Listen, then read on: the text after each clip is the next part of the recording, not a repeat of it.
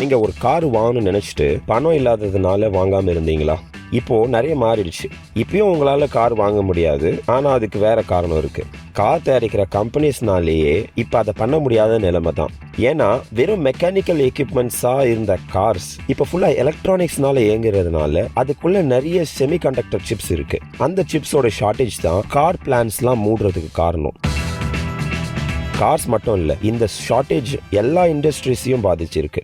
இதுக்கு பின்னாடி ஒரு சின்ன ஐலாண்டு கண்ட்ரியில் இருக்க ஒரு கம்பெனி தான் இந்த உலகம் ஃபுல்லாக இருக்கிற எலக்ட்ரானிக்ஸ் சிப் மார்க்கெட்டை கண்ட்ரோல் பண்ணுது. அதை பற்றி தான் இன்னைக்கு இந்த வீடியோவில் பார்க்க போகிறோம்.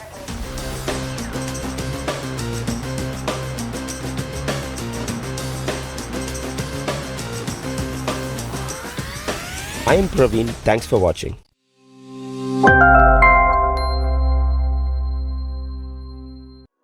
தைவான் செமிகண்டக்டர்ஸ்னு ஒரு கம்பெனி தைவானில் இருக்குது. சிப்ஸ் ப்ரொடியூஸ் பண்ணுற கம்பெனிஸில் அதுதான் இந்த உலகத்திலேயே டாப்பில் இருக்குது. உலகத்தில் இருக்கிற பெரிய கம்பெனிஸ் லிஸ்ட்டில் 11ஆவதாக இருக்காங்க. வருஷத்துக்கு இவங்க ப்ராஃபிட்ஸ் மட்டுமே 1,33,000 கோடி. இவங்க பண்ணுற சிப்ஸ் நம்மளை சுற்றி இருக்கிற எல்லா எலக்ட்ரானிக் டிவைசஸ்லேயும் நமக்கே தெரியாமல் இருக்குது.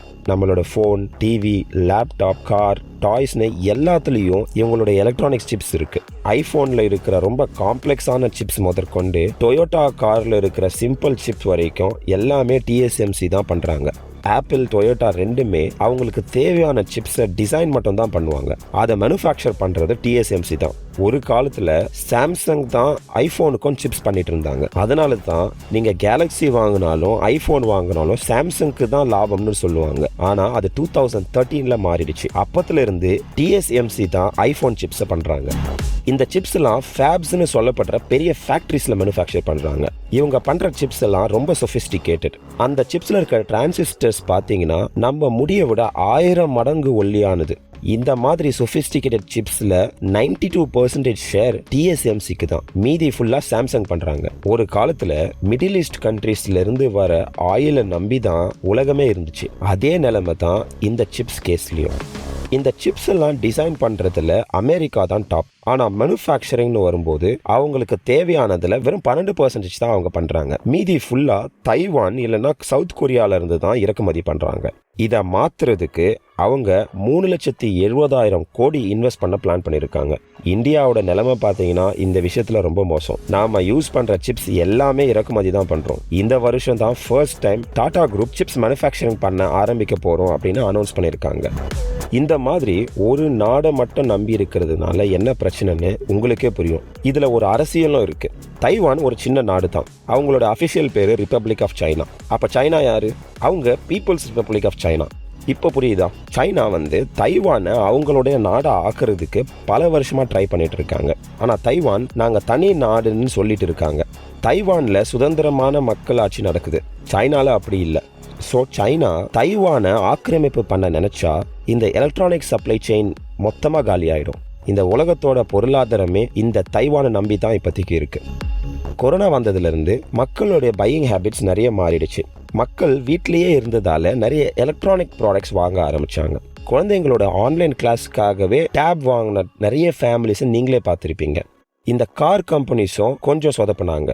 கொரோனாவால யாரும் கார்ஸ் வாங்க மாட்டாங்கன்னு நினைச்சாங்க. ஆனா சேல்ஸ் இன்க்ரீஸ் ஆன உடனே அவங்க கிட்ட சிப்ஸ் மாதிரியான பார்ட்ஸ் இல்லாம போயிடுச்சு. உடனே ஆர்டர் பிளேஸ் பண்ண ஆரம்பிச்சாங்க. மற்ற எலக்ட்ரானிக்ஸ் கம்பெனிஸ் இதை பார்த்து அவங்க ஆர்டர் டிலே ஆகும்னு சொல்லி சேஃப்டிக்காக ஆர்டர் குவான்டிட்டிஸை இன்க்ரீஸ் பண்ண ஆரம்பிச்சாங்க. TSMC மாதிரியான கம்பெனிஸால அந்த டிமாண்டை ஃபுல்ஃபில் பண்ண முடியல. இதனால நம்ம வாங்குற பல ப்ராடக்ட்ஸோட விலை ஏற போகுது. கார்ஸ்லாம் புக் பண்ணி நிறைய மாசம் வெயிட் பண்ற மாதிரி ஆகும். எலக்ட்ரானிக்ஸ் கடைக்கு போனா நிறைய காலி ஷெல்ஃப்ஸ் நீங்க பார்க்க ஆரம்பிப்பீங்க. இருக்கிறதுலயே பெரிய எலக்ட்ரானிக் கம்பெனியான ஆப்பிளே அவங்க சேல்ஸ் அதிகமா இந்த வருஷம் குறையும்னு சொல்லியிருக்காங்க. கஸ்டமர்ஸும் உடனே பொருள் கிடைக்காததுனால வாங்குற ஐடியாவே விட்டுருவாங்க. இதனால நிறைய பேருடைய வேலை போகிறதுக்கு வாய்ப்பு இருக்கு. இதுக்கு அப்போ மாற்று என்ன? ஈஸியாக சொல்லணும்னா இந்த மாதிரி சிப்ஸை நிறைய கம்பெனிஸ் பண்ண ஆரம்பிக்கணும். ஆனால் இது பண்ண முடியாது.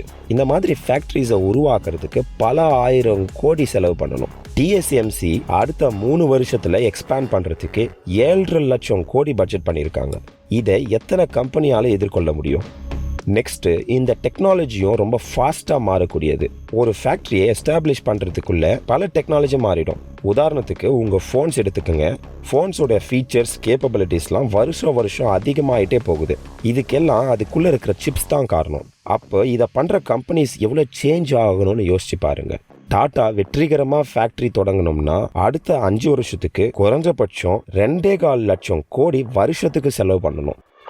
அப்புறம் கவர்மெண்ட் சப்போர்ட்டும் ஒரு பெரிய விஷயம். தைவானோட கவர்மெண்ட் இந்த கம்பெனிக்கு நிறைய மானியம்லாம் கொடுத்து ரன் பண்ண வச்சிருக்காங்க. அவங்க நாடே சின்னதுன்றதுனால அவங்களால இந்த இண்டஸ்ட்ரியில ஃபோக்கஸ் பண்ணி இன்வெஸ்ட் பண்ண முடியுது.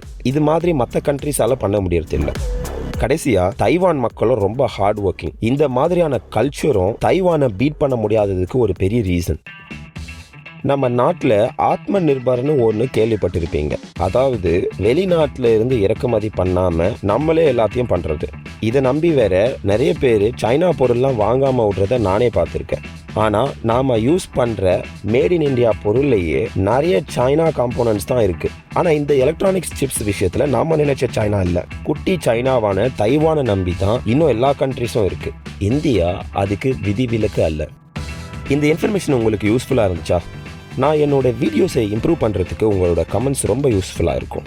உங்களை நெக்ஸ்ட் வீடியோவில் மீட் பண்ணுறேன்.